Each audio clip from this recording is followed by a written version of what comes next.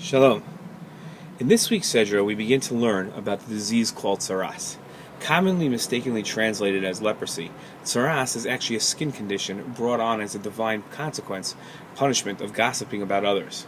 The Sedra discusses the healing process from tsaras and how one should repent to ensure that one is healed from tsaras.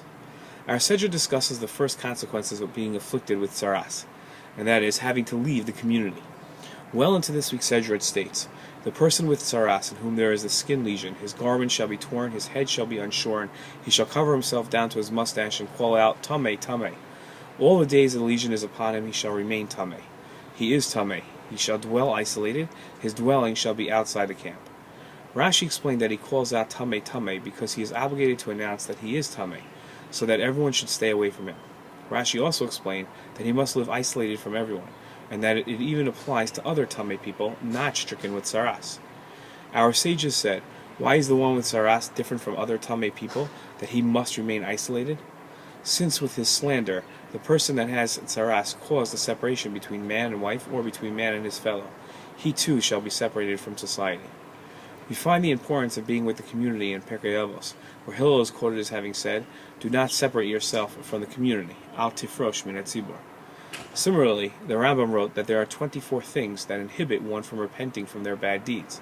As he wrote, among the 24 sins there are 5 deeds which cause the paths of tshuva to be locked before those who commit them. The first one is the person who separates himself from the community. When they repent, he will not be together with them, and he will not merit to share in their merit. In this statement, the Rambam seems to be positing the idea that the community as a whole repents at one time. When one leaves the community and follows their own path instead of the path of their neighbors, they risk missing out on that moment of inspiration that had everybody doing tshuva, repenting together. This isn't the only benefit, though, found in being part of the community. In his Laws of Prayer, the Rambam wrote, communal prayer, tefillah b'tzibor, with a minyan, is always heard.